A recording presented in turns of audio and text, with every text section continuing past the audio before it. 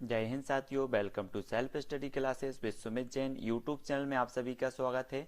दोस्तों, आप वर्ग 3 एमपी टेट वर्ग 3 की तैयारी कर रहे हैं, सीटीईटी की तैयारी कर रहे हैं या फिर ऐसे एग्जाम की तैयारी कर रहे हैं जिसमें पर्यावरण पूछा जाता है, तो उसके लिए बहुत ही महत्वपूर्ण वीडियो है। ठीक है, तो दोस्तों पर्यावरण के बारे में देखो हम आज की वीडियो में क्या जानेंगे। सबसे पहले तो आपको पता होगा एनसीईआरटी में वर्तमान पर्यावरण अध्ययन पाठ्यक्रम को कितनी थीमों में बांटा गया, ये चीज आपको पता होनी चाहिए। ठीक है, आप एमपी टेट वर्ग 3 की तैयारी करें तो आपका जो सिलेबस दिया है व्यापम ने वो आप देख लेना थोड़ा सा। ये वर्तमान पर्यावरण अध्यापन कार्यक्रम को कितनी थीमों में बांटा गया, इसी के आधार पर आपका भी पाठ्यक्रम दिया है। ठीक है, तो इसको आप देख लेना, इसको बिल्कुल, है ना। और ऑपरेशन ब्लैक बोर्ड के बारे में जानेंगे। ठीक है, हंटर आयोग, विभिन्न प्रकार के आयोग और समितियों के बारे में इसमें जानेंगे। ठीक है, आपकी शिक्षण विधियां जो है उसके बारे में जानेंगे, है ना, पर्यावरण पेडागोजी से संबंधित। तो इस अध्ययन में हम जानेंगे आपकी कक्षा 3 से लेकर 5 तक जो पर्यावरण पुस्तक का शीर्षक है वो आपको पता होनी चाहिए। क्या शीर्षक है, अंग्रेजी का शीर्षक क्या है, हिंदी मीडियम का शीर्षक क्या है पर्यावरण पुस्तक का।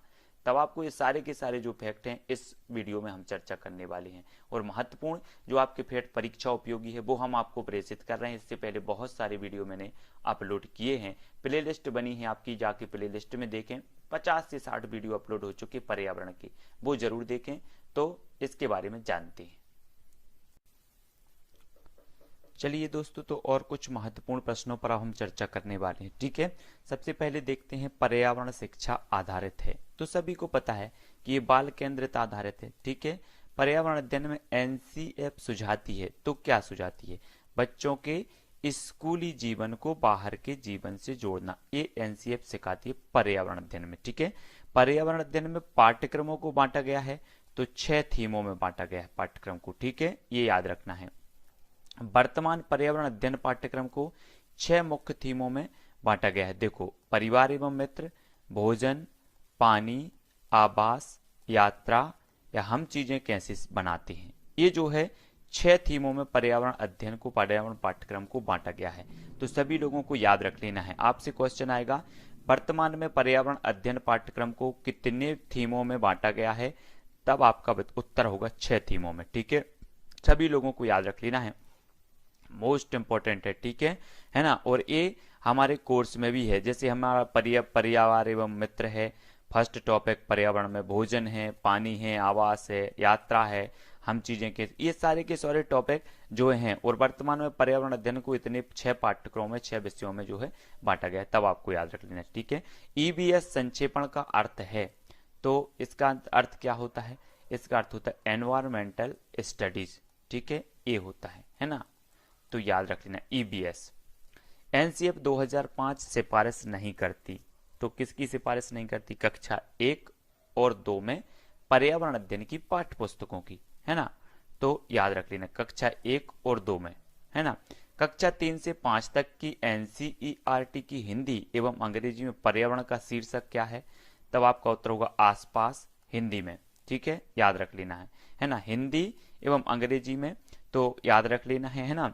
और अंग्रेजी में क्या है, लुकिंग अराउंड, हिंदी में आसपास और अंग्रेजी में लुकिंग अराउंड। ठीक है, याद रख लेना कक्षा 3 से 5 तक की एनसीईआरटी की हिंदी एवं अंग्रेजी में पर्यावरण का जो शीर्षक है वो आसपास। ठीक है, पर्यावरण अध्ययन के शिक्षण हेतु कौन सा उद्देश्य नहीं है, तब विज्ञान के आधारभूत प्रत्ययों और सिद्धांतों को रटकर याद कर लेना, ये उद्देश्य नहीं माना जाता पर्यावरण अध्ययन हेतु।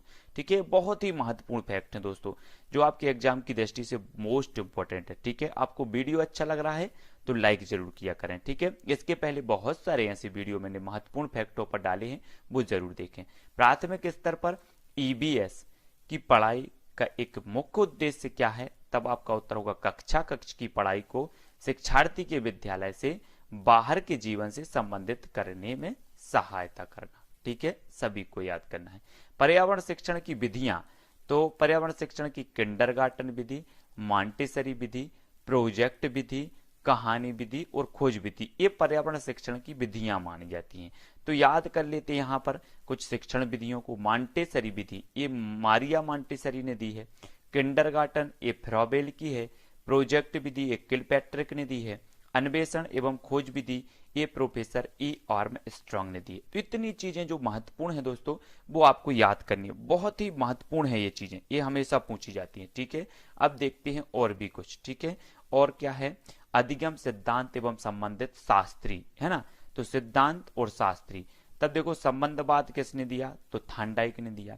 क्रिया प्रसूत अनुबंधन स्किनर ने। प्रबलन सिद्धांत हल ने दिया है। अंतर्दृष्टि अधिगम सिद्धांत बर्दिमर और कोहलर कोप्फा ने दिया है। सामाजिक अधिगम सिद्धांत अल्बर्ट बंडूरा ने दिया है ना। क्लासिकल अनुबंधन सिद्धांत ए पावलावरी ने दिया है। तो इनको आपको याद रख लेना है। अब हमें पढ़ना आयोग और समितियां। ठीक है, यशपाल समिति देखो 1992-93 में यशपाल समिति बनी, है ना। इसका जो उद्देश्य था, शिक्षा बिना बोझ की, है ना, शिक्षा बिना बोझ की, आपको याद रख लेना है, यशपाल समिति, है ना। इसने कहा कि शिक्षा बिना बोझ की। डॉक्टर एस राधाकृष्णन आयोग, ये 1948-49 में बना। राष्ट्रीय विश्वविद्यालय शिक्षा आयोग भी इसे कहा जाता है। ठीक है, डॉक्टर एस राधाकृष्णन आयोग या राष्ट्रीय विश्वविद्यालय शिक्षा आयोग। आपसे पूछा जाएगा कि ये विश्वविद्यालय आयोग कब बना, तब आपका उत्तर होगा 1948-49 में। ठीक है, डॉक्टर डी एस कोठारी आयोग 1964 में बना, सामाजिक उत्तरदायित्व व नैतिक शिक्षा के लिए। तो ये चीज आपको याद होनी चाहिए। जस्टिस जे एस वर्मा समिति, जस्टिस जे एस वर्मा समिति 2012 में शिक्षकों की दक्षता की समय समय पर जांच करना, ये इसका उद्देश्य था। जस्टिस जे एस वर्मा समिति, आपसे पूछा जाएगा जस्टिस जे एस वर्मा समिति कब बनी, 2012 में। इसका उद्देश्य क्या था, शिक्षकों की दक्षता की समय समय पर जांच करना, ऐसा हमें देखना है। चार्ल्स बोर्ड समिति 1854 में बनी है। भारतीय शिक्षा का इसे मैग्ना कार्टा भी कहा जाता है, याद रख लेना। भारतीय शिक्षा का मैग्ना कार्टा किसे कहा जाता है, तो चार्ल्स बोर्ड की समिति जो बनी थी, है ना, 1854। हंटर आयोग, हंटर शिक्षा आयोग 1882-83 में ये बना था, है ना। महिला शिक्षा का विकास करना इस आयोग का मुख्य उद्देश्य था, हंटर आयोग का। सर्जेंट समिति, सर्जेंट समिति 6 से 11 वर्ष तक के बच्चों को निःशुल्क व अनिवार्य शिक्षा, 1944 में ये बना था। ठीक है, अगर आपसे पूछा जाएगा 6 से 11 वर्ष तक के बच्चों को निःशुल्क व अनिवार्य शिक्षा जो है ये उद्देश्य कौन सी समिति का था, तब आपका उत्तर होगा सर्जेंट समिति। ठीक है, ये चीज सभी को याद रखनी है ना। और 1944 में ये बनी थी। अगला देख लेते हैं, आयोग और अध्यक्ष देखते हैं। भारतीय शिक्षा आयोग के अध्यक्ष कौन थे, तो विलियम हंटर थे, है ना, 1882 में। सर्जेंट आयोग के सर्जेंट थे 1944। माध्यमिक शिक्षा आयोग लक्ष्मण स्वामी मुदालियर थे, ये 1952-53 में, है ना।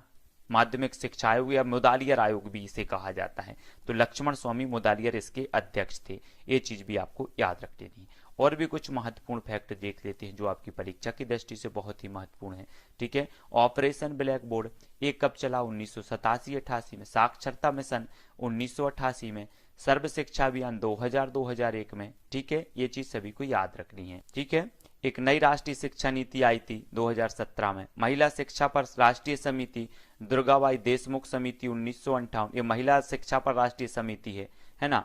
तो इनको याद रख लेना, बहुत ही महत्वपूर्ण है। पर्यावरण अध्ययन के संदर्भ में बोझ के बिना शिक्षा क्या बताता है, तब आपका उत्तर अवबोध का भार कम करने की जरूरत, याद रख लेना। निम्न में से बताइए पर्यावरण बोझ के बिना शिक्षा क्या बताता है, तब आपका उत्तर अवबोध का भार कम करने की जरूरत, है ना, ये आपसे पूछा जाएगा।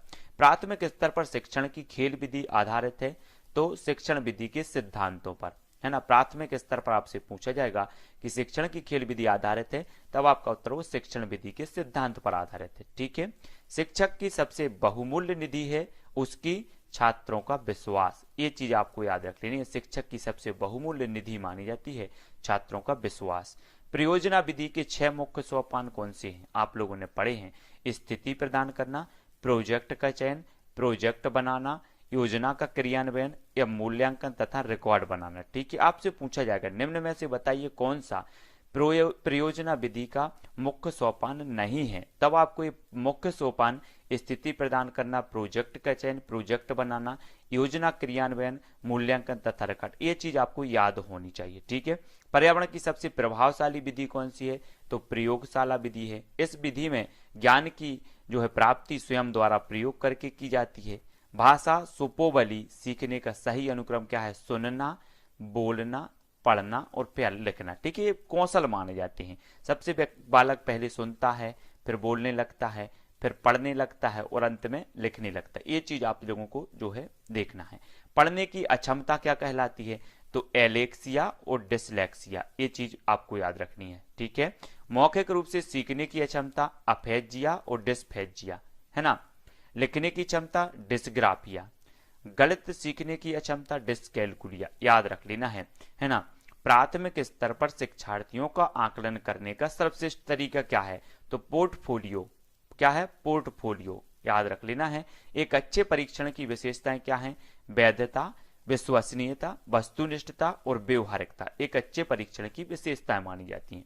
जिन प्रश्नों का उत्तर अलग अलग होता है कहलाते हैं मुक्त अंत वाले प्रश्न कहलाते हैं। जिन प्रश्नों का उत्तर अलग अलग होता है, ठीक है, ये मुक्त अंत वाले प्रश्न कहलाते हैं। आपको याद रख लेना, आपसे पूछा जाएगा निम्न में से बताइए कौन सा मुक्त अंत वाला प्रश्न है। गणित की पेडागोजी हो या पर्यावरण की, सब में पूछा जाता है, ठीक है।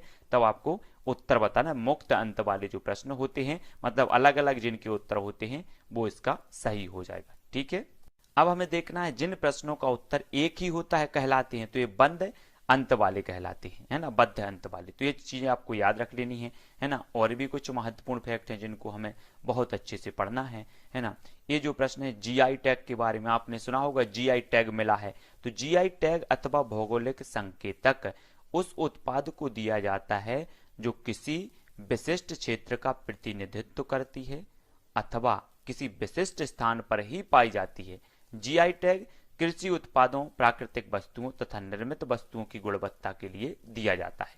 ये चीज आपको याद रखनी है। कुछ महत्वपूर्ण कृषि उत्पादों को मिला जीआई टैग, देखो रसगुल्ला को मिला उड़ीसा और पश्चिम बंगाल, है ना, जुलाई 2019 में रसगुल्ला को जीआई टैग मिला। कंधमाल हल्दी को, उड़ीसा की कंधमाल हल्दी को जीआई टैग मिला। दार्जिलिंग चाय को पश्चिम बंगाल की जीआई टैग मिला। सिरसी सुपारी ये कर्नाटक की है, इसे भी जीआई। मरयूर गुड़ केरल का, इसे भी जीआई टैग मिला। अल्फांसो आम महाराष्ट्र में, इसे जीआई टैग मिला, है ना। कुर्ग अराबिका कॉफी कर्नाटक में, इसे जीआई टैग मिला। Araku Valley Arabica coffee Andhra Pradesh की है, इसे भी मिला। और सांगली हल्दी महाराष्ट्र की, इसे भी जीआई टैग मिला है। तो याद रख लेना है, सतत एवं व्यापक मूल्यांकन की एक तकनीक है निदानात्मक मूल्यांकन। ये चीज आपको याद रखनी है। निदानात्मक मूल्यांकन जो है एक सतत एवं व्यापक मूल्यांकन की एक तकनीक मानी जाती है। पर्यावरण अध्ययन में क्षेत्र भ्रमण का मुख्य उद्देश्य क्या होता है? प्रत्यक्ष अनुभव, याद रख लेना है। क्या होता है? प्रत्यक्ष अनुभव। प्राथमिक स्तर पर पर्यावरण अध्ययन के लिए कौन सी विधि प्रभावशाली है? तो कहानी विधि प्रभावशाली है, ठीक है। दोस्तों ये जो बुक है वो यूथ कंपटीशन टाइम्स की है। अगर आप चाहते हैं तो खरीद सकते हैं, बहुत ही बढ़िया बुक है, तो आप जरूर खरीदें अगर खरीदना चाहते हैं तो, ठीक है। कक्षा 1 और 2 के लिए पर्यावरण अध्ययन विषय के संदर्भ में सच है। पर्यावरण अध्ययन से संबंधित मुद्दों और संबंधों का संपादन भाषा और गणित के माध्यम से होता है, ठीक है। पर्यावरण अध्ययन में बच्चों को जोड़ने की सबसे प्रभावशाली युक्ति क्या है? तो किस्से और कहानियां, ठीक है। पर्यावरण अध्ययन पाठ्यक्रम के 6 मुख्य थीमों में से एक नहीं है, तो काम और खेल। इस प्रकार से आपसे जो मैंने थीम बताई थी 6, वो आपको याद रखनी है। पर्यावरण अध्ययन में आकलन के लिए संकेत नहीं होना चाहिए, तो याद करना ये संकेत नहीं होना चाहिए, ठीक है। पर्यावरण अध्ययन की प्रकृति क्या है? तो एकीकृत है ना। ईबीएस की कक्षा में गतिविधियां हैं चित्र खींचना, कक्षा में जो गतिविधियां वो चित्र खींचना, है ना। फील्ड भ्रमण, श्यामपट्ट का उपयोग, ये ईबीएस की कक्षा में गतिविधियां मानी जाती हैं, ठीक है। तो दोस्तों यहां पर हमने कुछ महत्वपूर्ण फैक्टों के बारे में देखे, आपके शिक्षण से संबंधित, पेडागोजी से संबंधित और पर्यावरण से संबंधित। कुछ जो आपके आयोग थे उनको भी जाना, कुछ समितियां थी उनको भी हमने जाना, है ना। कुछ महत्वपूर्ण फैक्ट थे, वो सारे के सारे फैक्ट आज हमने यहाँ पर जाने। आपको वीडियो कैसा लगा कमेंट में जरूर बताना। इसके पहले बहुत सारे वीडियो मैंने अपलोड किए, उनको आप जरूर देखना। ऐसे महत्वपूर्ण वीडियो, महत्वपूर्ण जो फैक्ट आपको कहीं नहीं मिलते, वो चीज हमने आपको दिए हैं। तो पूरी की पूरी प्लेलिस्ट पर्यावरण की बनी है, लगभग 50 से 60 वीडियो इसमें अपलोड हो चुके हैं और भी निरंतर हो रहे हैं, तो वो जरूर देखें, ठीक है। और टेलीग्राम ग्रुप से जुड़ जाना है। टेलीग्राम ग्रुप से जुड़ने के लिए आपको टेलीग्राम ऐप डाउनलोड करना है, उसमें सर्च करना है IAS स्टडी ट्रिक, ठीक है। तो आज के वीडियो के लिए बस इतना ही। वीडियो को लाइक करें, चैनल को सब्सक्राइब करें। जय हिंद।